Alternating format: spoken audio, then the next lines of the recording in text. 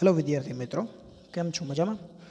गया वखते आपणे 4 पार्टनी अंदर આપણે ચેપ્ટર 8 જે આપણે પૂર્ણ કર્યું હતું, બંધારણ વિશે આપણે તેમાં વાત કરી હતી.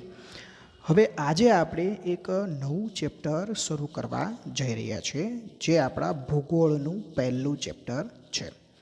તે આપણે અભ્યાસ આપણે સ્ટાર્ટ કરશું. હવે ચેપ્ટરનું નામ છે ભારતનું ભૂપૃષ્ઠ, ભારતનું સ્થાન, ભારતનું ભૂપૃષ્ઠ અને આપણી જે ભૂસ્તરીય રચના છે તેના વિશે આપણે વાત કરવાના છે. તો મિત્રો, આમાં સૌથી પહેલાં આપણે એ વાત કરશું કે ભારતનું સ્થાન ક્યાં છે. પૃથ્વીના ગોળાની અંદર ભારત દેશ ક્યાં આવેલો છે, એશિયા ખંડની અંદર ભારત દેશ ક્યાં આવેલો છે તેની આપણે ચર્ચા કરશું. ત્યાર પછી આપણે વાત કરશું કે ભારતનું કદ, બરાબર, મતલબ કે આપણા ભારતની લંબાઈ પહોળાઈ કેટલી છે, આપણા ભારતનું ક્ષેત્રફળ કેટલું છે, ક્ષેત્રફળની દૃષ્ટિએ આપણો ભારત દેશ છે એ કયા કયા દેશથી મોટો છે, કેટલામો નંબર આપણો ક્ષેત્રફળની દૃષ્ટિએ આવે છે. આ બધી ચર્ચા આપણે કરવાના છીએ. છેલ્લો ટોપિક છે ભૂસ્તરીય રચના, મતલબ કે આપણા ભારતની જે ભૌગોલિક જે જમીન છે તેનું નિર્માણ કઈ રીતે થયું. તો આ વિવિધ માહિતી અલગ અલગ પ્રકારના જે નકશાઓ છે એના દ્વારા આપણે અહીંયા જોવાના છીએ. તો મિત્રો, એક સ્પષ્ટતા કરી લઈએ કે ભાઈ આ ચેપ્ટર છે તમારી ટેક્સ્ટબુકની અંદર જે પ્રમાણે ટોપિક આપેલા છે, બરાબર, એક પછી એક, એ જ રીતે આપણે જોશું. પણ અહીંયા આગળ મેં તમારી ટેક્સ્ટબુકમાં જે મુદ્દાઓ છે એના મેં પ્રશ્નના સ્વરૂપમાં રૂપાંતર કરેલું છે, બરાબર છે. તો આપણે એક મુદ્દામાંથી મેં એક પ્રશ્ન બનાવેલા છે અને એની નીચે તમારો જે ટોપિક છે એને જવાબના સ્વરૂપમાં મેં લખેલા છે, જેથી કરીને તમને ખ્યાલ આવે કે ભાઈ આ મુદ્દામાંથી આ એક પ્રશ્ન પૂછાય તો એનો જવાબ કઈ રીતે લખાય.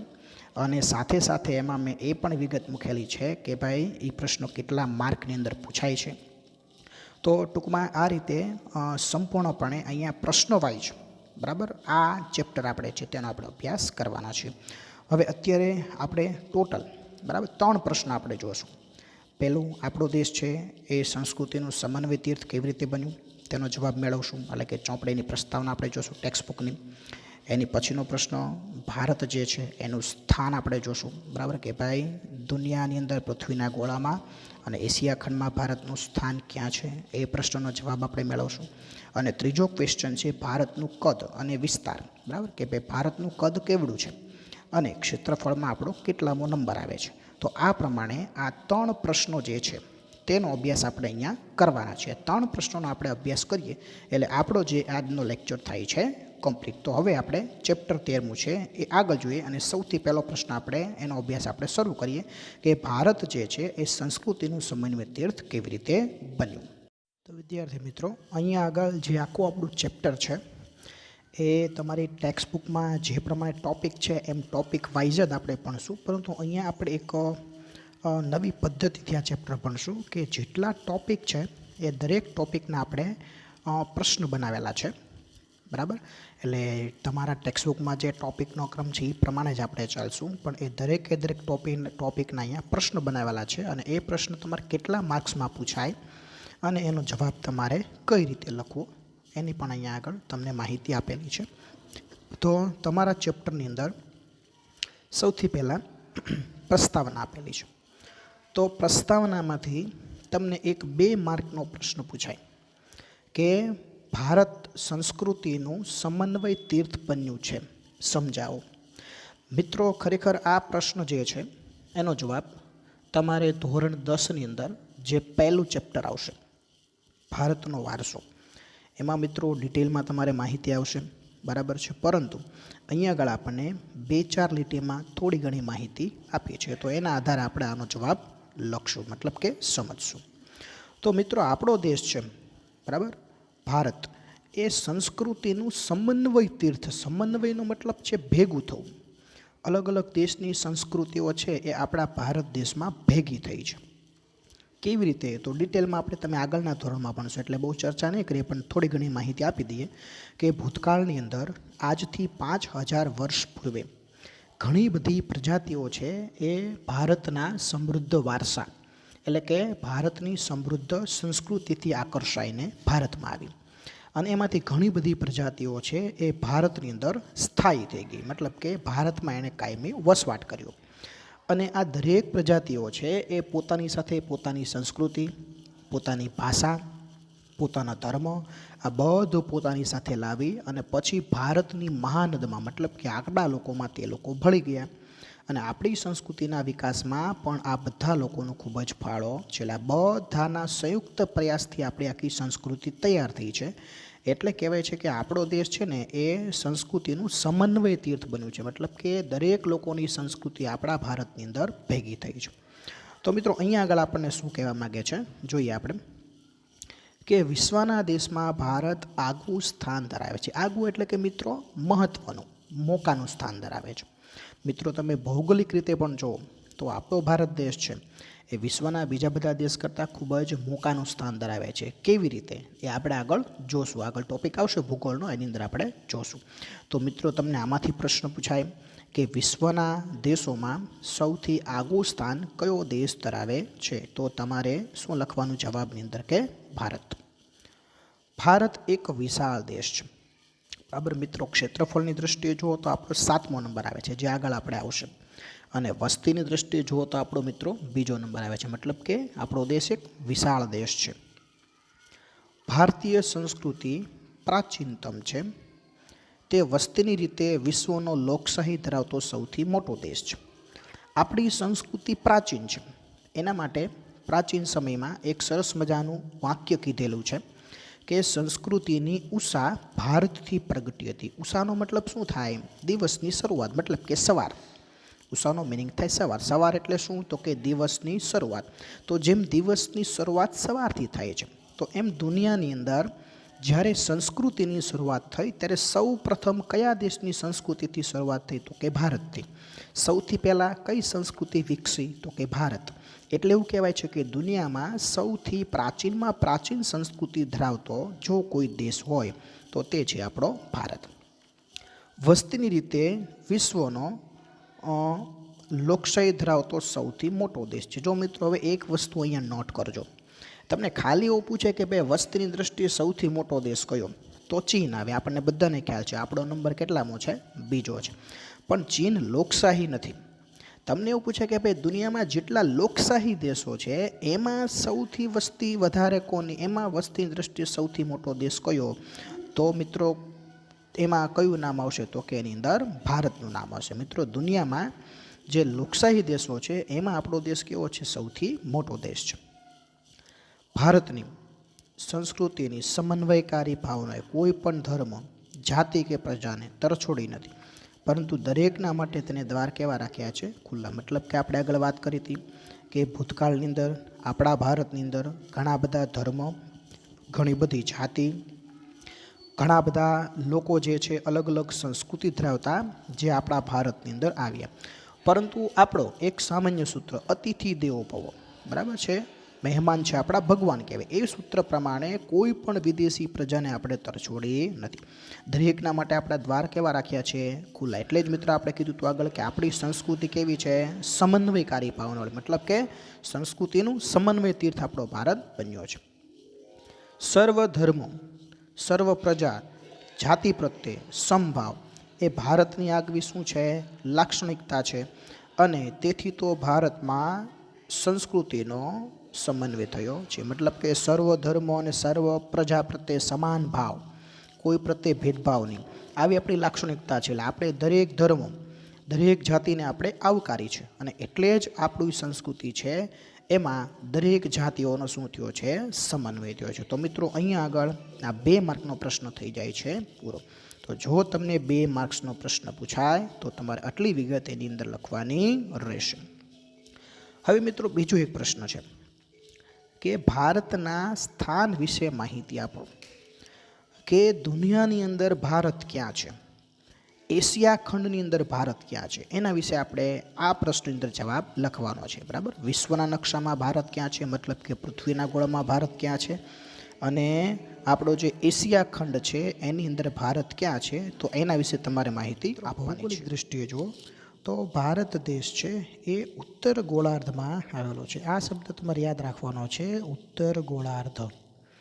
એશિયા ખંડમાં દક્ષિણ ભાગમાં વિસ્તરેલો છે. તો મિત્રો આ 2 જે વાક્ય છે, બરાબર, ભૂગોળની દૃષ્ટિએ આપણો દેશ ક્યાં આવેલો છે તો કે ઉત્તર ગોળાર્ધની અંદર. એશિયા ખંડની અંદર ક્યાં આવેલો છે તો કે દક્ષિણ ભાગમાં. હવે મિત્રો આ બે વાક્ય છે એ આપણે આ નકશાની મદદથી જોઈએ. તો મિત્રો ખાસ ધ્યાન અહીંયા રાખજો. આ છે આપણો પૃથ્વીનો ગોળો. આ પૃથ્વીના ગોળાની અંદર તમે જુઓ તો અહીંયા 0 લખેલું છે, બરાબર. હવે આ પૃથ્વીના ગોળાની અંદર તમને જે ઊભી લાઇનિંગ દેખાય છે એ બધી ઊભી લાઇનિંગ છે એને રેખાંશવૃત્ત કહેવાય. શું કહેવાય મિત્રો? રેખાંશવૃત્ત. અને જે તમને આડી લાઇનિંગ દેખાય છે, બરાબર, આ બધી જે આડી લાઇનિંગ દેખાય છે તેને કહેવાય છે અક્ષાંશવૃત્ત. આ જે વર્તુળાકાર અર્ધવર્તુળાકાર જે ઊભી લાઇનિંગો દેખાય છે તેને કહેવાય છે રેખાંશવૃત્ત. આડી લાઇનિંગ જે છે તેને કહેવાય છે અક્ષાંશવૃત્ત. હવે મિત્રો ખરેખર પૃથ્વી ઉપર આવી ઊભી કે આડી લાઇનિંગ છે નહીં, પણ આ માત્ર કાલ્પનિક રેખા છે. શું કામ? તો કે તમે દુનિયાની અંદર કોઈ પણ દેશ હોય એનું પૃથ્વીમાં સ્થાન ક્યાં છે, તો કોઈ પણ દુનિયાના દેશનું પૃથ્વીમાં સ્થાન ક્યાં છે એ જાણવા માટે પૃથ્વી પર આવી કોઈ લાઇનિંગ ખરેખર નથી, પણ આવી કાલ્પનિક રેખાઓ બનાવેલી છે, અક્ષાંશવૃત્ત જેને કહેવાય છે ને રેખાંશવૃત્ત. મિત્રો જો તમને ખબર ન પડે કે અક્ષાંશવૃત્ત એટલે આડી લાઇન કે ઊભી લાઇન, તેના માટે એક સિમ્પલ ટ્રીક છે. અક્ષાંશવૃત્ત એમાં પહેલો અક્ષર તમે જો અ આવે અને આડી લાઇનિંગ એમાં પણ પહેલો અક્ષર અ આવે, આ બંનેને સાથે જોડીને રાખવાનું. અક્ષાંશવૃત્ત એટલે કઈ? તો કે આડી લાઇન વાળું જોડકું સાથે રાખવાનું. બાકીનું જે વધે રેખાંશવૃત્ત. તો બાકીનું શું કીધું તો કે ઊભી રેખા. ઊભી રેખા છે તેને કહેવાય રેખાંશવૃત્ત. તો આપણા પૃથ્વીની બરાબર મધ્યમાંથી એક વૃત્ત પસાર થાય છે, એક અક્ષાંશવૃત્ત પસાર થાય છે જેનું માપ છે 0. તે તમે અહીંયા જોઈ શકો છો, બરાબર. આ 0 ડિગ્રી છે, અહીંયા લખેલું પણ છે ત્યાં આગળ. હવે તમે જુઓ કે મિત્રો આપણી પૃથ્વીની મધ્યમાંથી આ અક્ષાંશવૃત્ત પસાર થયું, બરાબર, 0 ડિગ્રી. હવે એના કારણે આપણી પૃથ્વીના કેટલા ભાગ પડ્યા? 2 ભાગ પડ્યા, બરાબર. આ ઉત્તર દિશા એટલે કે ઉત્તર ગોળાર્ધ અને આ છે દક્ષિણ દિશા એટલે કે દક્ષિણ ગોળાર્ધ. આપણી પૃથ્વીના 2 ભાગ પડ્યા. પૃથ્વીની બરાબર વચ્ચેથી એક અક્ષાંશવૃત્ત પસાર થાય છે જેને વિષુવવૃત્ત કહેવાય. વિષુવવૃત્ત પસાર થવાથી પૃથ્વીના 2 ભાગ પડે છે, બરાબર. વિષુવવૃત્તથી પૃથ્વીનો ઉપરનો ભાગ જેને ઉત્તર ગોળાર્ધ કહેવાય અને વિષુવવૃત્તથી પૃથ્વીની દક્ષિણનો ભાગ જેને કહેવાય દક્ષિણ ગોળાર્ધ. તો મિત્રો તમે જોઈ શકો છો કે આપણો ભારત દેશ છે એ કયા ગોળાર્ધમાં છે? ઉત્તર ગોળાર્ધમાં છે કે દક્ષિણમાં છે? તો લાલ રંગનો ભારત દેશ દેખાય છે. મિત્રો તમારો જવાબ હશે તરત જ કે ભાઈ ભારત દેશ છે એ પૃથ્વીના ઉત્તર ગોળાર્ધમાં આવેલો છે. તો મિત્રો જો અહીંયા આગળ આપણી જે લાઈન હતી કે ભૌગોલિક રીતે ભારત દેશ છે ઉત્તર ગોળાર્ધમાં છે. તો સમજાઈ ગયું મિત્રો. હવે આપણે જોઈએ એશિયા ખંડની દક્ષિણ દિશામાં છે. તો મિત્રો હવે તમે જુઓ કે અહીંયા આગળ આ જે તમને વ્હાઇટ કલરમાં આખો ખંડ આપેલો છે આ એશિયા ખંડ છે, બરાબર. આ એશિયા ખંડની ઉત્તર દિશા, આ એશિયા ખંડની નીચેની છે એ દક્ષિણ દિશા, બરાબર છે. આ છે દક્ષિણ દિશા છે. પછી આ એશિયા ખંડની પૂર્વ દિશા છે અને આ એશિયા ખંડની કઈ દિશા છે? પશ્ચિમ દિશા છે. તો મિત્રો તમે જુઓ કે એશિયા ખંડની ઉત્તર દિશામાં જો ભારત હોત તો અહીંયા ક્યાંક હોત, પૂર્વ દિશામાં હોત તો અહીંયા ક્યાંક હોત, પશ્ચિમ દિશામાં હોત તો અહીંયા ક્યાંક હોત, પણ એકેય જગ્યાએ નથી. કઈ દિશા નજીક છે? દક્ષિણ. તો મિત્રો અહીંથી તમને ખ્યાલ આવી ગયો હશે કે ભારત દેશ છે એ પૃથ્વીના ગોળામાં તમે જુઓ તો એ કયા ગોળાર્ધની અંદર આવે છે? તો કે પૃથ્વીના ગોળામાં તમે જુઓ તો ઉત્તર ગોળાર્ધમાં આવે છે. અને આખો જે આપણો એશિયા ખંડ છે, એશિયા ખંડની દ્રષ્ટિએ તમે જુઓ તો ઉત્તર દિશામાં પણ નથી, પૂર્વમાં પણ નથી, પશ્ચિમમાં પણ નથી, સાવ એશિયા ખંડના નીચેના છેડે છે, બરાબર. તમે જો ભારત દેશ પૂરો થાય એટલે તરત જ એશિયા ખંડ નીચે પૂરો થઈ જાય છે, નીચે સમુદ્ર ચાલુ થઈ જાય છે. કયો સમુદ્ર ચાલુ થઈ જાય છે? જેનું નામ છે હિન્દ મહાસાગર, બરાબર. એટલે આપણો દેશ છે એ આ એશિયા ખંડ છે એની દક્ષિણ દિશામાં છે અને પૃથ્વીના ગોળાની અંદર તમે જુઓ તો એ કયા ગોળાર્ધમાં છે? ઉત્તર ગોળાર્ધમાં છે. તો વિદ્યાર્થી મિત્રો આ 2 લાઈન તમને આ નકશાની મદદથી સમજાઈ ગઈ. ઓકે, તો હવે આપણે આગળ જોઈએ, આગળની લાઈન જોઈએ. તો કે ભારતના મુખ્ય ભૂમિખંડનો વ્યાપ 8 ડિગ્રી 4 પ્રાઇમથી 37 ડિગ્રી 6 પ્રાઇમ ઉત્તર અક્ષાંશવૃત્ત. જો અહીંયા ઉત્તર અક્ષાંશવૃત્ત આવ્યું. શું કામ? તો કે આપણો ભારત દેશ ઉત્તર ગોળાર્ધમાં છે એટલે આપણા ભારત દેશમાંથી જેટલી અક્ષાંશવૃત્ત પસાર થતી હશે એ બધાની આગળ કયો શબ્દ લાગશે? ઉત્તર શબ્દ લાગશે, કારણ કે દક્ષિણ ગોળાર્ધમાં આપણે છીએ નહીં. તેમજ 68 ડિગ્રી 7 પ્રાઇમથી 97 ડિગ્રી 25 પ્રાઇમ પૂર્વ રેખાંશવૃત્ત. હવે અહીંયા પૂર્વ કેમ આવ્યું? તો એ આપણે થોડુંક આગળ સમજી લઈએ કે જેમ તમે અહીંયા આગળ જોયું કે ભાઈ આપણો ભારત દેશ છે, બરાબર છે, એ ઉત્તર દક્ષિણની દૃષ્ટિએ ઉત્તર ગોળાર્ધમાં છે.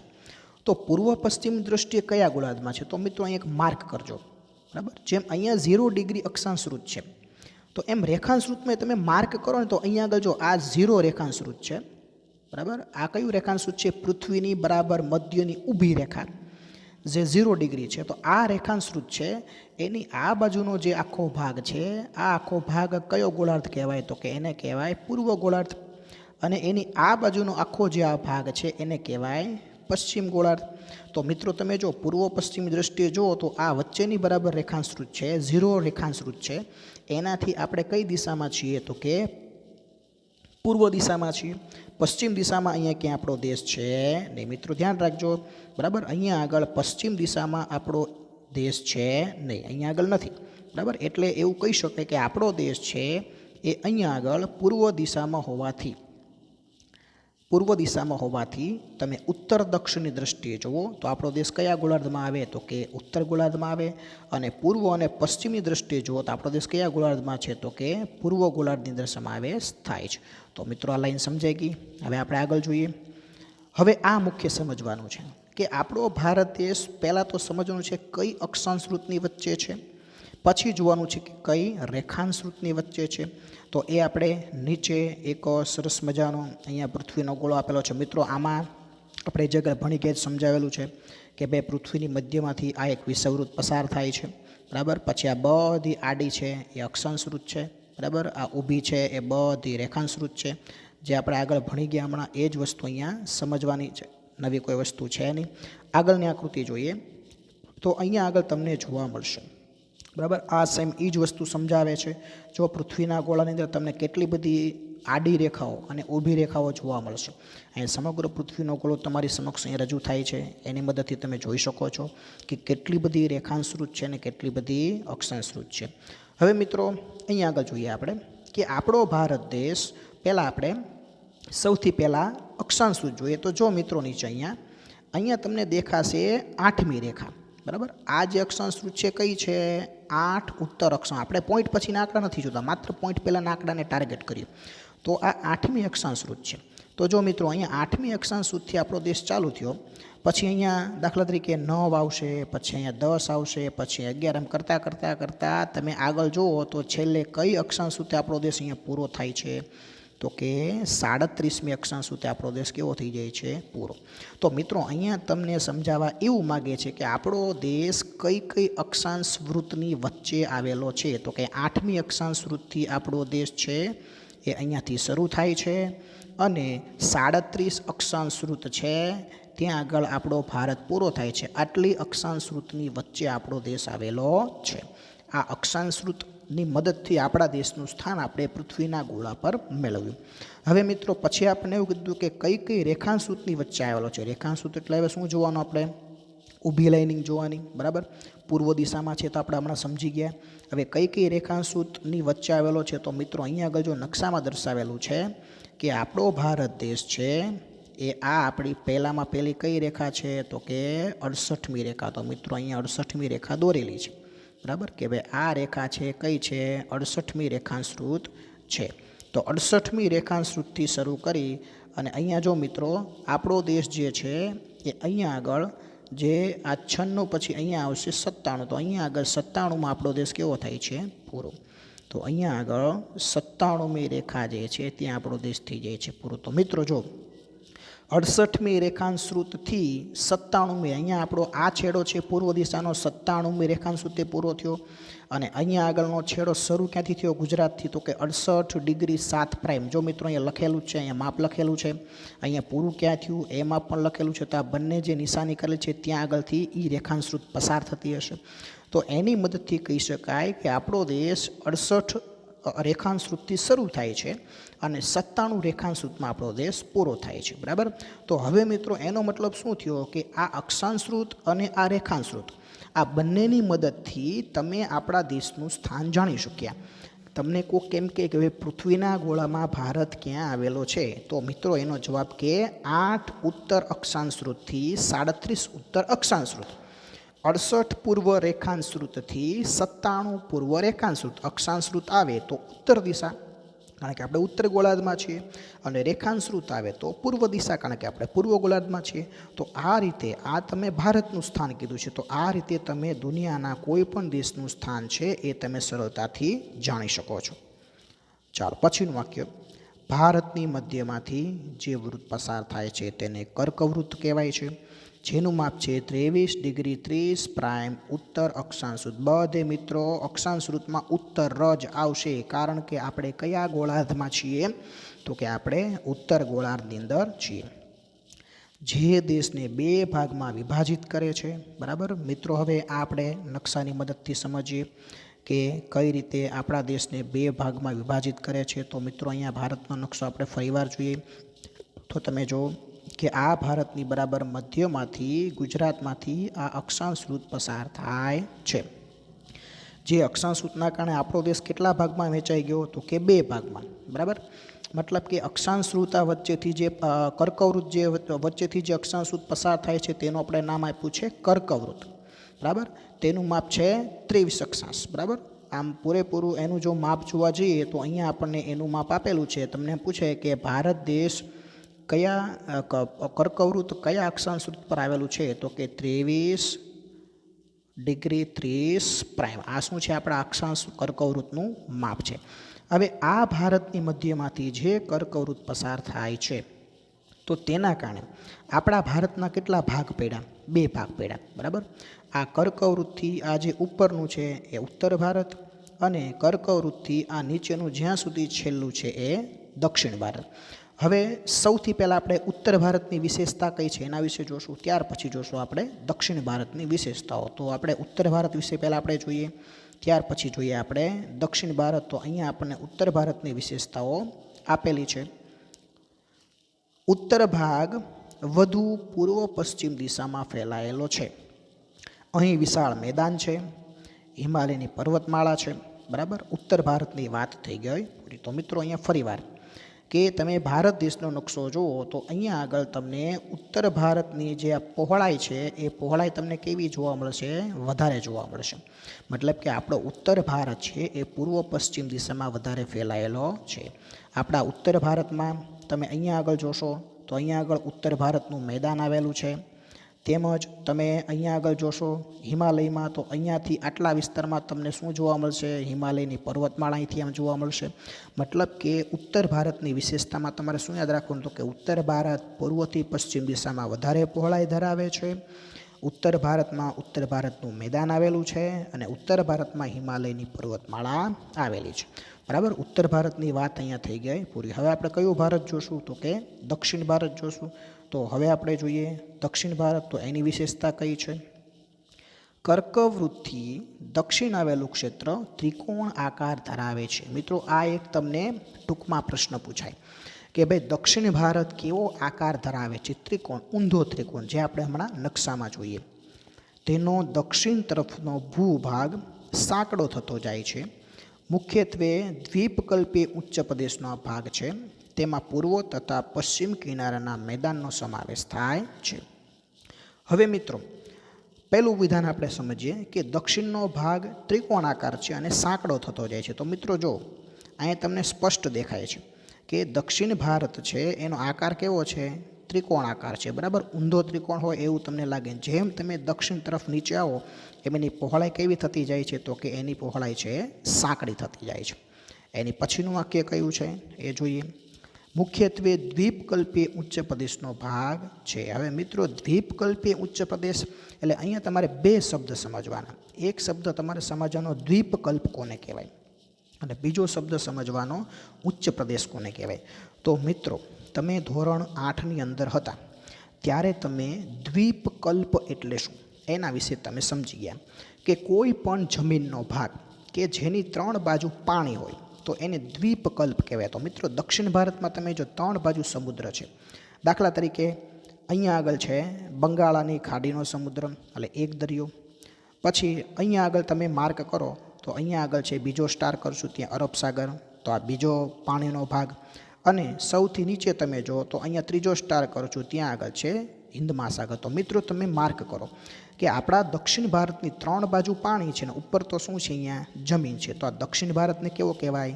દ્વીપકલ્પ કહેવાય.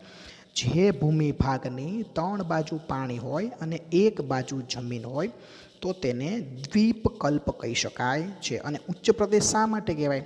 કે આપણા ભારતનો આ જે ભાગ છે, મતલબ કે આ જે પશ્ચિમનો ભાગ છે ત્યાં ઊંચાઈ વધારે છે અને અહીંયા આગળ આ જે પૂર્વનો ભાગ છે ત્યાં ઊંચાઈ કેવી છે? ઓછી છે. એટલે અહીંયાનો ઢાળ કઈ બાજુ છે? આ બાજુ છે. બરાબર. એ કોના પરથી કહી શકાય? નદીઓ. જેટલી નદીઓ પશ્ચિમમાંથી નીકળે છે એ હંમેશા મોટાભાગની નદીઓ કયા સમુદ્રમાં મળે છે? તો કે બંગાળાની ખાડીને પૂર્વ દિશામાં મળે છે. એટલે કહી શકાય છે કે પશ્ચિમથી ઢાળ પૂર્વ બાજુ છે. હવે જે જમીન ઢાળવાળી હોય તેને આપણે ભૂગોળની ભાષામાં ઉચ્ચ પ્રદેશ કહીએ છીએ. એટલે દક્ષિણ ભારતની જમીન ઢાળવાળી છે અને 3 બાજુ પાણીવાળી છે. ઢાળવાળી હોવાથી તેને ઉચ્ચ પ્રદેશ કહેવાય અને 3 બાજુ પાણી ધરાવે છે તેથી તેને દ્વીપકલ્પ કહેવાય. એટલે એના માટે આખો શબ્દ વાપરવામાં આવે છે દ્વીપકલ્પીય ઉચ્ચ પ્રદેશ.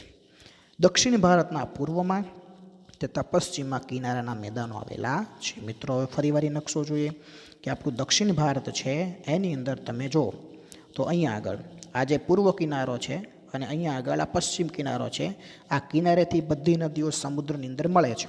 બરાબર. હવે આપણને ખબર છે કે જ્યારે કોઈ પણ નદી સમુદ્રને મળવા માટે જાય ત્યારે એનો પ્રવાહ એકદમ ધીમો થઈ જાય. એટલે પોતાની સાથે લાવેલ કાપ માટી આ બધું કિનારે ઠાલવી દે છે અને એના કારણે કિનારે સરસ મજાના ફળદ્રુપ મેદાનો બને છે જેને કિનારાના મેદાનો કહેવાય છે. તો દક્ષિણ ભારતની અંદર દરિયા કિનારા 2 છે. બરાબર. પૂર્વ બાજુ છે બંગાળાની ખાડી જે આપણે દર્શાવેલું છે, પશ્ચિમ બાજુ છે અરબ સાગર. તો બંને દરિયાના કિનારે ફળદ્રુપ સમૃદ્ધ મેદાનો બને છે જેનું નામ આપેલું છે પૂર્વ કિનારાનું મેદાન એટલે કે બંગાળાની ખાડીના કિનારે અને પશ્ચિમ કિનારાનું મેદાન એટલે કે અરબ સાગરના કિનારે. તો મિત્રો અહીંયા આગળ આ જે વાક્ય થાય છે એ પૂર્ણ થાય છે. હવે એની પછીનો સવાલ આવે છે ભારતનું કદ અને વિસ્તાર. તો એની પહેલાં આપણે આ પ્રશ્ન છે એ થોડુંક રિપીટ કરી લઈએ. તો સૌથી પહેલાં આપણે શું જોયું હતું? તો પ્રશ્ન હતો કે ભારતના સ્થાન વિશે માહિતી આપો. તો સૌથી પહેલાં તો પૃથ્વીના ગોળામાં આપણો ભારત દેશ ક્યાં આવેલો છે? તો કે પૃથ્વીના ગોળામાં આપણો ભારત દેશ છે તે ઉત્તર ગોળાર્ધમાં આવેલો છે. એશિયા ખંડમાં જુઓ તો તે દક્ષિણ ગોળાર્ધમાં દક્ષિણ ભાગની અંદર છે, જે આપણે આ નકશાની મદદથી જોયું હતું કે ભારત દેશ પૃથ્વીના ગોળાની અંદર ઉત્તર ગોળાર્ધમાં છે ઉત્તર દક્ષિણની દ્રષ્ટિએ જુઓ તો. અને જો તમે પૂર્વ પશ્ચિમની દ્રષ્ટિએ જુઓ તો તે પૂર્વ ગોળાર્ધમાં આવેલો છે. બરાબર. જે લાલ રંગમાં નકશામાં દેખાય છે. ત્યાર પછી આપણે ભારત કયા અક્ષાંશૃત અને કયા રેખાંશૃતની વચ્ચે છે તે આપણે અહીંયા પણ જોઈ શકીએ છીએ કે ભારત દેશ છે એની પછીના નકશામાં આપણે બતાવ્યું હતું જેથી સરળતા રહે. બરાબર. મોટા નકશામાં કે ભારત દેશ છે એ નીચે 8 અક્ષાંશૃતથી શરૂ કરીને ઉપર 37 અક્ષાંશૃતે પૂરો થાય છે. અને રેખાંશૃતની દ્રષ્ટિએ જુઓ તો અહીંયા દેખાય છે 68મી રેખાંશૃતથી આપણો દેશ શરૂ થાય છે અને 97 રેખાંશૃત છે ત્યાં આપણો દેશ છે પૂરો થાય છે. તો આ આપણા ભારત દેશનું શું છે? તો કે પૃથ્વીના ગોળામાં શું આવેલું છે? સ્થાન આવેલું છે. ત્યાર પછી આપણે જોયું હતું કે ભારતની મધ્યમાંથી કયું વૃત્ત પસાર થાય છે? તો કે ભારતની મધ્યમાંથી કર્કવૃત્ત પસાર થાય છે. બરાબર. જે આપણા ભારતને કેટલા ભાગમાં વહેંચે છે? તો કે 2 ભાગમાં. તેનું માપ છે 23°30'. તો અહીંયા આગળ જો ભારતના નકશામાં આપણે દર્શાવેલું છે. બરાબર. વચ્ચેથી કર્કવૃત્ત જે આપણા ભારતના કેટલા ભાગ પાડે છે? 2 ભાગ પાડે છે. કર્કવૃત્તથી ઉત્તરનું જે ભારત છે તેને આપણે ઉત્તર ભારત કહીએ છીએ અને કર્કવૃત્તથી જે નીચેનું ભારત છે તેને આપણે દક્ષિણ ભારત કહીએ છીએ. ત્યાર પછી આપણે ઉત્તર ભારતની વિશેષતા જોઈ હતી કે ઉત્તર ભારતમાં તો કે ઉત્તર ભારતનું મેદાન આવેલું છે, હિમાલયની પર્વતમાળા આવેલી છે. બરાબર. અને ઉત્તર ભારત છે તેની પહોળાઈ કેવી છે? વધારે છે. જ્યારે દક્ષિણ ભારત વિશે આપણે માહિતી જોઈ હતી કે દક્ષિણ ભારત છે તેનો આકાર કેવો છે? તો કે તેનો આકાર ત્રિકોણ છે. દક્ષિણ ભારત છે એ દ્વીપકલ્પ છે. 3 બાજુ પાણી અને 1 બાજુ જમીન ધરાવે છે. તે ઉચ્ચ પ્રદેશ છે, કારણ કે તેનો ઢાળ પશ્ચિમથી પૂર્વ બાજુ છે. આટલી માહિતી આપણે જોઈ હતી. અને દક્ષિણ ભારતના બંને સમુદ્રના કિનારે સમૃદ્ધ ફળદ્રુપ મેદાન આવેલા છે, જેને કિનારાના મેદાનો કહેવાય છે. બંગાળ અને ખાડીના કિનારે જે મેદાન છે તેને પૂર્વ કિનારાનું મેદાન કહેવાય છે, અને અરબ સાગરના કિનારે જે મેદાન છે તેને પશ્ચિમ કિનારાનું મેદાન આપણે કહીએ છીએ. તો અહીંયા આગળ આ પ્રશ્ન બીજો થઈ જાય છે પૂરો. હવે મિત્રો આપણે વાત કરવાની છે કે ભારતનું કદ વિશે વાત કરવાની છે. શેના વિશે વાત કરવાની છે? ભારતના કદ વિશે.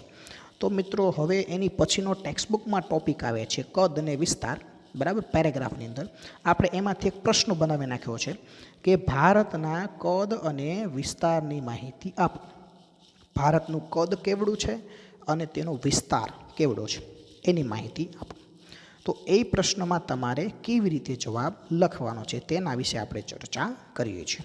તો હવે મિત્રો ધ્યાન અહીંયા આપજો કે ભારત દેશના અક્ષાંશીય અને રેખાંશીય વ્યાપ બંને લગભગ સરખા એટલે કે 30 છે, પરંતુ વાસ્તવિક રીતે કાશ્મીરથી કન્યાકુમારી અને ઉત્તરથી દક્ષિણની લંબાઈ 3214 કિલોમીટર છે, અને પશ્ચિમે ગુજરાતથી અરુણાચલ પ્રદેશ સુધીનો વિસ્તાર 2933 છે. જો મિત્રો અહીંયા આપણને કહેવા એવું માગે છે કે આપણા ભારતની ઉપરથી કેટલી અક્ષાંશવૃત્ત એટલે કે આડી રેખાઓ કેટલી પસાર થાય છે? 30. અને આપણા ભારતની ઉપરથી ઊભી રેખાઓ, જેને આપણે રેખાંશવૃત્ત કહીએ છીએ, એ પણ કેટલી પસાર થાય છે? 73. તો આડી રેખાઓ 30 પસાર થાય અને ઊભી રેખાઓ પણ 30 પસાર થાય. તો પહેલાં આપણને એવું લાગે કે ભારતની લંબાઈ અને પહોળાઈ કેવી છે? સરખી છે, પરંતુ સરખી છે નહીં. ભારતની જે લંબાઈ છે કાશ્મીરથી કન્યાકુમારી તે કેટલી છે? તો કે એ લંબાઈ છે 3214 કિલોમીટર. મિત્રો આ તમારે યાદ રાખવાનું છે. તમને એવો પ્રશ્ન પૂછાય કે ભારતની લંબાઈ ઉત્તરથી દક્ષિણ લંબાઈ કેટલી છે? તો મિત્રો તમારે જવાબ લખવાનો છે 3214 કિલોમીટર, બરાબર. અને પછી પ્રશ્ન પૂછાય કે ભારતની પહોળાઈ પૂર્વથી પશ્ચિમ પહોળાઈ કેટલી છે? તો મિત્રો તમારે જવાબ શું યાદ રાખવાનો છે? તો કે 2929. તો લંબાઈ અને પહોળાઈમાં થોડો ઘણો ડિફરન્ટ છે, થોડો ઘણો ફેરફાર છે. લંબાઈ પહોળાઈ સરખી નથી. હવે નીચે આપણે જોઈએ નકશાની અંદર કે આપણો આ ભારત દેશ છે. તો જો અહીંયા આગળ સૌથી પહેલાં આપણે લંબાઈ જોઈએ. તો લંબાઈમાં તમે જુઓ કે કાશ્મીરથી તમે શરૂ કરો, આ જે ઊભી આખી લાઇનિંગ બતાવેલી છે આપણને, ત્યાંથી શરૂ કરી અને છેક તમે કન્યાકુમારી સુધી જાઓ, બરાબર. તો તે આ આખી લંબાઈ તમને દર્શાવેલી છે. તો આ લંબાઈ કેટલી છે? તો કે અહીંયા જો લખેલું પણ છે કે આ લંબાઈ છે 3214 કિલોમીટર. કેટલી છે આ લંબાઈ? 3214 કિલોમીટર, બરાબર. આ કાશ્મીરથી કન્યાકુમારી આ ટોટલ આપણી છે લંબાઈ. હવે આપણે પહોળાઈ જોઈએ. તો એ આપણને અહીંયા દર્શાવેલી છે, બરાબર, કે અહીંયાથી ગુજરાતથી શરૂ કરી અને તમે અહીંયા અરુણાચલ પ્રદેશ, બરાબર, છેલ્લે. તો એ આખી પહોળાઈ કેટલી છે? તો કે 2933 કિલોમીટર, બરાબર. તે તમે નકશામાં જોઈ રહ્યા છો કે ભાઈ ઉત્તરથી કાશ્મીરથી, બરાબર, છેક નીચે કન્યાકુમારી સુધી કેટલી છે લંબાઈ? 3214 કિલોમીટર. અને પહોળાઈ તમે જો ગુજરાતથી શરૂ કરો આપણા અને છેલ્લે અરુણાચલ પ્રદેશ નામના રાજ્ય સુધી પહોંચો તો પહોળાઈ કેટલી છે? માત્ર 2933 કિલોમીટર. તો મિત્રો ક્લિયર આ બે લાઈન, બરાબર, લંબાઈ અને પહોળાઈ. હવે મિત્રો એની પછીનો મુદ્દો જોઈએ કે રેખાંશીય તફાવતના કારણે પૂર્વ તથા પશ્ચિમે આવેલા દૂરના સ્થળો સ્થાનિક સમયમાં 2 કલાકનો તફાવત છે. મિત્રો આ એક ખાસ નોટ કરજો. તમને એવો પ્રશ્ન પૂછાય કે ભારતના રેખાંશીય તફાવતના કારણે પૂર્વથી પશ્ચિમના સ્થળે સ્થાનિક સમયમાં કેટલા કલાકનો તફાવત છે? તો મિત્રો તમારે શું લખવાનું છે? 2 કલાકનો તફાવત છે. હજી તમને એમ નહીં સમજાય, આપણે આગળ હું તમને એક પૃથ્વીના ગોળામાં સમજાવીશ ત્યારે તમને ખ્યાલ આવશે. જે સમયે અરુણાચલ પ્રદેશના પૂર્વ ભાગમાં સૂર્યોદય થાય છે એ જ સમયે ગુજરાતમાં હજુ રાત બાકી હોય છે. મિત્રો એનો મતલબ એવો થાય કે આપણા ભારત ઉપરથી આપણે હમણાં આગળ જ ભણી ગયા કે કેટલી રેખાઓ પસાર થાય છે, ઊભી રેખાઓ, તો કે 30 રેખાઓ પસાર થાય છે. કેટલી રેખાઓ પસાર થાય છે? 30. હવે મિત્રો અહીંયા આગળ તમે એક વસ્તુ સમજજો કે આ આપણો ભારત દેશ છે. હવે ગુજરાત એટલે અહીંયા આગળ આવશે અને અરુણાચલ પ્રદેશ એટલે અહીંયા આગળ આવશે. હવે મિત્રો તમે એક પ્રેક્ટિકલ આપણે જોઈએ કે અહીંયા સૂર્ય છે, આ શું છે? સૂર્ય છે. હવે મિત્રો આ જે છે એ સૂર્ય છે. હવે આપણને ખબર છે કે પૃથ્વી ગોળ ફરે છે, બરાબર, પૃથ્વી ગોળ ફરે છે અને સૂર્ય છે કેવો છે, સ્થિર છે, બરાબર, એ ફરતો નથી. પૃથ્વી ગોળ ફરે છે અને પૃથ્વી કઈ દિશામાં ફરે છે, આવી રીતે ફરે છે આમ, બરાબર. કઈ દિશામાં ફરે છે તો કે પશ્ચિમથી પૂર્વ દિશામાં ફરે છે. હવે મિત્રો અહીંયા જે તમને પૃથ્વી ઉપર જે દિશામાં ફરે છે એ એરો બતાવેલો છે. એ એરા ઉપરથી તમને ખ્યાલ આવશે કે આપણી પૃથ્વી જો ગોળ ફરતી, સૂર્ય સ્થિર હોય તો સૌથી પહેલાં સૂર્યના કિરણો આપણો આ ભારત દેશ છે એમાં સૌથી પહેલાં કઈ દિશામાં આવશે તો કે અહીંયા આગળ આવશે, બરાબર. પછી પૃથ્વી ફરતી ફરતી આગળ જશે એટલે આપણો ગુજરાતનો ભાગ સૂર્ય સામે ક્યારે આવશે તો કે એ છેલ્લે આવશે. હવે મિત્રો અહીંયા આગળ આપણે આપણા ભારતમાંથી આ જે ઊભી રેખા જે પસાર થાય છે, આવી કેટલી રેખાઓ પસાર થાય છે તો કે 30. હવે સૂર્ય સામેથી એક રેખાને પસાર થતાં 4 મિનિટ લાગે છે. કેટલી મિનિટ લાગે છે? 4 મિનિટ. તો મિત્રો વિચાર કરો, આપણા ભારતમાં તો 30 રેખાઓ છે, તો આ 30 રેખાઓ ક્રમશઃ સૂર્ય સામેથી પસાર થાય એટલે એક રેખાને પસાર થતાં કેટલી મિનિટ લાગે? 4. તો 30ને પસાર થતાં કેટલી લાગે? 4 તેરી 12, 120 મિનિટ. મિત્રો 120 મિનિટ એટલે કેટલી કલાક થાય? 2 કલાક થાય. એટલે આપણા ભારત દેશની અંદર દાખલા તરીકે આ જે સ્થળ છે, બરાબર, આ જે સૂર્ય છે, બરાબર, આ સૂર્યમાં આ જે પૂર્વ ભાગ છે, અહીંયા જે પહેલી રેખા છે સૌથી સૂર્ય સામે પહેલાં આવશે, એની પછી બીજી, એની પછી ત્રીજી, એની પછી ચોથી. અહીંયા જે 30મી રેખા છે એ જ્યારે સૂર્ય સામે આવશે ત્યારે ઓલરેડી 2 કલાક સમય વીતી ગયો હશે. મતલબ કે આ ભાગમાં સૌથી પહેલાં સૂર્યોદય થાય અને આ ગુજરાત બાજુના ભાગમાં સૂર્યોદય ક્યારે થાય? પછી થાય. કેટલી કલાક મોડો થાય તો કે 2 કલાક મોડો થાય. પણ આ એક કુદરતી ઘટના છે, બરાબર, આ કુદરતી ઘટના છે. ખરેખર ટાઈમિંગમાં એવું નથી. શું કામ એવું નથી એ આપણે જોઈ લઈએ. દાખલા તરીકે સવારમાં આપણા ગુજરાતમાં 7 વાગે સૂર્યોદય થયો છે, તો એનો મતલબ કે અરુણાચલ પ્રદેશ આપણા કરતાં 2 કલાક આગળ છે, તો ત્યાં આગળ સૂર્યોદય છે એ કેટલા વાગે થઈ ગયો હશે? 2 કલાક પહેલાં. એટલે 7માંથી તમે 2 બાદ કરો એટલે કેટલા કલાક આવે તો કે 5 વાગે. હવે ખરેખર અરુણાચલની ઘડિયાળમાં જ્યારે 5 વાગ્યા છે ત્યારે આપણી ઘડીમાં 5 જ વાગ્યા હશે, બરાબર છે. એટલે એવી રીતે તફાવત નથી સમયમાં. પણ સમયમાં શું કામ તફાવત નથી? તો એના માટે જો અહીંયા એક સરસ મજાનું એક આપણને સમજૂતી આપી છે, બરાબર, કે ભાઈ અરુણાચલમાં સૂર્યોદય થાય એ સમયે ગુજરાતમાં હજુ રાત બાકી, એટલે અડધી રાત બાકી હોવાનો મતલબ એવો નથી. 2 કલાકનો સમય સૂર્યોદય પહેલાં બાકી હોય છે. હવે આગળ જોઈએ આપણે કે આમ ભારતના પ્રમાણ સમયની 82°30' પૂર્વ રેખાંશ છે જે 5 રાજ્યમાંથી પસાર થાય છે તેને સ્થાનિક સમય સમગ્ર ભારતનો પ્રમાણ સમય માનવામાં આવે છે. મિત્રો અહીંયા આપણે ફરીવાર જોઈએ કે પરિસ્થિતિ કેવી રીતે, તો કે આ અરુણાચલ છે સૂર્યની સામે સૌથી પહેલાં આવે અને આપણું આ ગુજરાત છે સૂર્યની સામે ક્યારે આવે તો કે 2 કલાક પછી આવે. હવે આવું તમે જો ખરેખર સમયમાં એવું રાખવામાં આવે તો આખા ભારતમાં તમે જો મુશ્કેલી ઊભી થાય. અરુણાચલ છે 2 કલાક વહેલા હોય ને આપણે 2 કલાક પાછળ હોય. જો સમયની દૃષ્ટિએ આટલો બધો તફાવત રાખવામાં આવે તો એક રેખાંશ રૂપમાં 4 મિનિટનો તફાવત થાય, જેથી વ્યવહારમાં આપણને મુશ્કેલી પડે.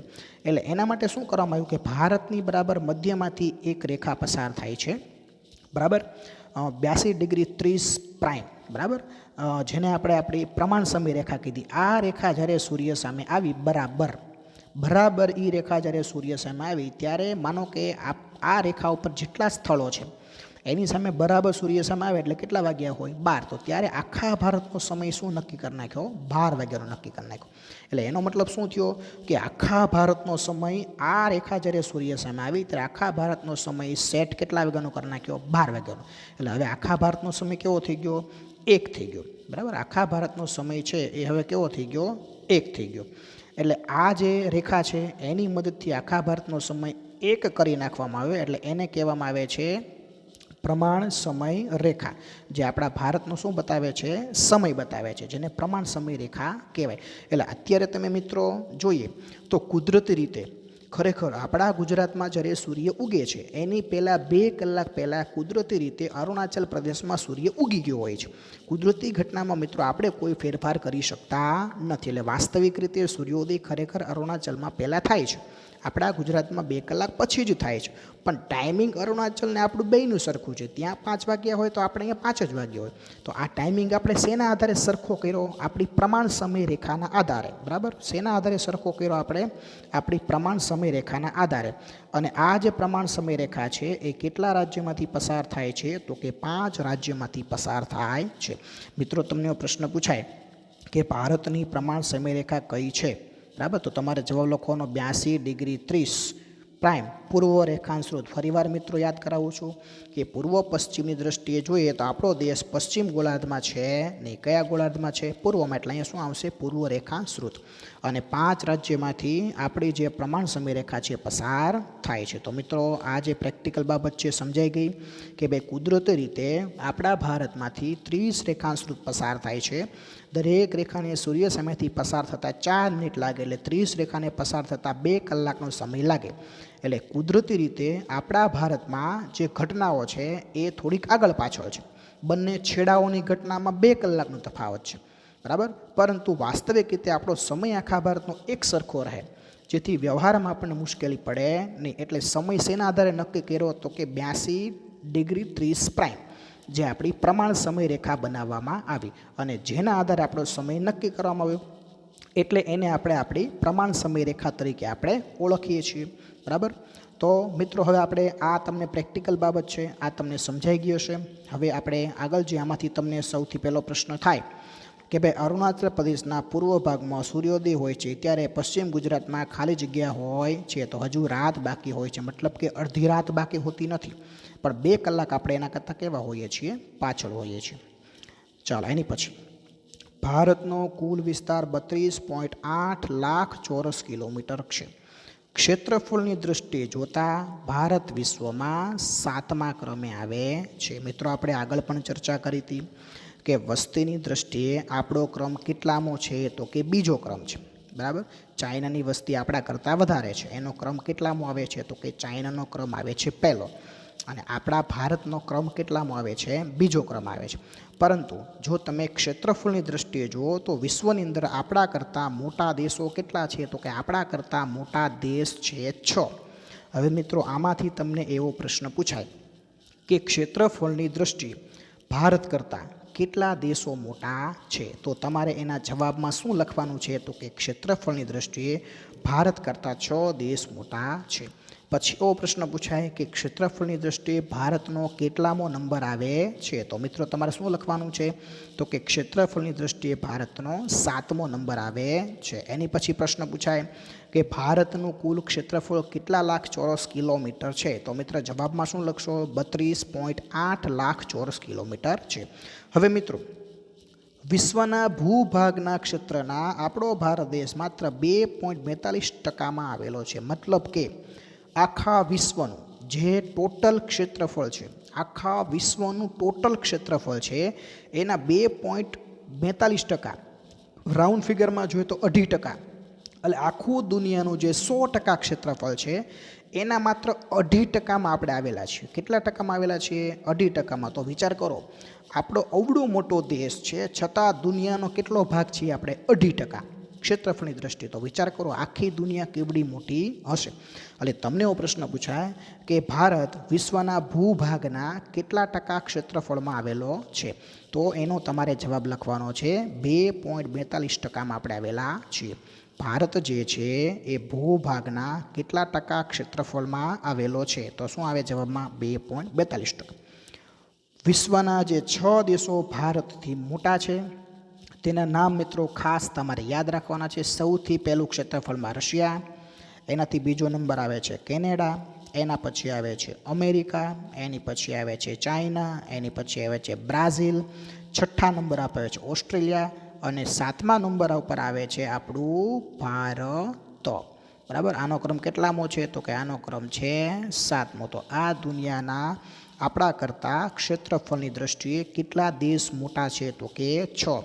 પહેલો નંબર છે રશિયાનો, એની પછી બીજો નંબર આવે કેનેડાનો, એની પછી ત્રીજો નંબર આવે અમેરિકાનો, એની પછી ચોથો નંબર આવે છે ચાઇનાનો, 5મો નંબર આવે છે બ્રાઝિલનો અને 6થો નંબર આવે છે ઓસ્ટ્રેલિયાનો. દુનિયાના ક્ષેત્રફળની દૃષ્ટિએ આપણા કરતાં કેટલા દેશ મોટા છે? તો કે 6. અને પછી 7મા ક્રમે કયો દેશ આવે છે? આપણો ભારત દેશ. તો મિત્રો અહીંયા આગળ આ પ્રશ્ન થઈ જાય છે પૂરો. મિત્રો ફરીવાર કેટલા પ્રશ્ન આપણે જોયા? તો કે ટોટલ 3 પ્રશ્ન જોયા. ત્રીજો પ્રશ્ન તો કે ભારતમાંથી અક્ષાંશ વૃત્ત અને રેખાંશ વૃત્ત કેટલી પસાર થાય છે? 30. છતાં પણ ભારતનું ઉત્તરથી દક્ષિણ અને પૂર્વથી પશ્ચિમ જે ક્ષેત્રફળ છે, જે લંબાઈ અને પહોળાઈ છે તે સરખી છે નહીં. ઉત્તરથી દક્ષિણની લંબાઈ કેટલી છે? તો કે 3214 કિલોમીટર. પૂર્વથી પશ્ચિમ એટલે કે ગુજરાતથી અરુણાચલની પહોળાઈ કેટલી છે? તો કે 2933. બરાબર, જે આપણે નકશામાં જોયું હતું. ત્યાર પછી આપણે જોયું હતું કે રેખાંશીય તફાવતના કારણે ભારતના દૂરના મતલબ કે પૂર્વ પશ્ચિમના સ્થળમાં કેટલી કલાકનો તફાવત છે? તો કે 2 કલાકનો તફાવત છે. મતલબ કે પૂર્વનું સ્થળ 2 કલાક આગળ છે અને પશ્ચિમનું સ્થળ 2 કલાક પાછળ છે. શા માટે? કારણ કે પૃથ્વી છે એ પશ્ચિમથી પૂર્વ તરફ ફરે છે. એટલે આપણા દેશનું પૂર્વનું સ્થળ છે સૌથી સૂર્ય સામે પહેલાં આવે છે, ત્યાં સૂર્યોદય સૌથી પછી થાય છે. અને પશ્ચિમનું સ્થળ જ્યારે સૂર્ય સામે આવે ત્યારે ઓલરેડી 2 કલાક વીતી ગયો હોય છે. એ સ્થળમાં સૂર્યોદય 2 કલાક પછી થાય છે, જે આપણે પ્રેક્ટિકલ પૃથ્વીના ગોળા દ્વારા આપણે હમણાં જોયું. એટલે કે અરુણાચલમાં સૂર્યોદય થયો હોય છે ત્યારે ગુજરાતમાં હજી શું બાકી હોય છે? રાત હજી બાકી હોય છે. બરાબર, જે આપણે પ્રેક્ટિકલ અહીંયા આપણે જોયું હતું. ત્યાર પછી આપણા ભારતનો પ્રમાણ સમય કોના પરથી નક્કી થયો? તો કે આપણી પૂર્વની રેખાંશૃત જે ભારતની મધ્યમાંથી પસાર થાય છે, જે રેખાંશૃતનું માપ છે 82°30'. પૂર્વ રેખાંશૃત. જો મિત્રો એ પૂર્વ રેખાંશૃત લખવાનું, કારણ કે પશ્ચિમમાં પણ 82°30' હોય, પણ આપણે પશ્ચિમ ગોળાર્ધમાં છીએ ને, એટલે પૂર્વ લખવાનું ખાસ ભૂલવાનું નહીં. જે કેટલા રાજ્યમાંથી પસાર થાય છે? તો કે 5 રાજ્યમાંથી. અને તેના આધારે ભારતનો સ્થાનિક સમય છે તે નક્કી થયો છે. ત્યાર પછી જોઈએ આપણે કે ભારતનું કુલ ક્ષેત્રફળ કેટલું છે? તો કે 32.8 લાખ ચોરસ કિલોમીટર. ક્ષેત્રફળની દૃષ્ટિએ આપણા ભારત કેટલામાં ક્રમે આવે છે? તો કે 7મા ક્રમે આવે છે. તો આપણા કરતાં ક્ષેત્રફળની દૃષ્ટિએ મોટા દેશો કેટલા? તો કે 6 દેશો મોટા છે. હવે દુનિયાના ટોટલ ક્ષેત્રફળ, જે દુનિયાનું ટોટલ 100% ક્ષેત્રફળ છે, એના કેટલા ટકામાં આપણે આવેલા છીએ? તો કે 2.42% આપણે આવેલા છીએ. બરાબર છે. હવે ભારતના ક્ષેત્રફળથી સૌથી મોટા જે દેશો છે એ કયા કયા છે? તો અહીંયા આગળ મિત્રો આપણા ક્ષેત્રફળથી સૌથી મોટા દેશો છે તેના આપણને નામ આપેલા છે. તો સૌથી પહેલો દેશ છે રશિયા, એની પછી આવે છે કેનેડા, એની પછી આવે છે અમેરિકા, એની પછી આવે છે ચાઇના, એની પછી આવે છે બ્રાઝિલ, એની પછી આવે છે ઓસ્ટ્રેલિયા 6ઠા નંબરે, અને પછી 7મા નંબર આવે છે આપણું ભારત. એટલે મિત્રો ક્ષેત્રફળની દૃષ્ટિએ આપણાથી 6 દેશ મોટા છે અને 7મો ક્રમ આવે છે આપણો. તો અહીંયા આગળ આપણે 3 પ્રશ્નો છે એ કરીએ છીએ પૂર્ણ. તો વિદ્યાર્થી મિત્રો આજનું હોમવર્ક નોટ કરી લેશો. ભારત સંસ્કૃતિનું સમન્વય તીર્થ કેવી રીતે બન્યું? પહેલો પ્રશ્ન. અને બીજો પ્રશ્ન છે ભારતના સ્થાન, કદ અને વિસ્તાર વિશે માહિતી આપો.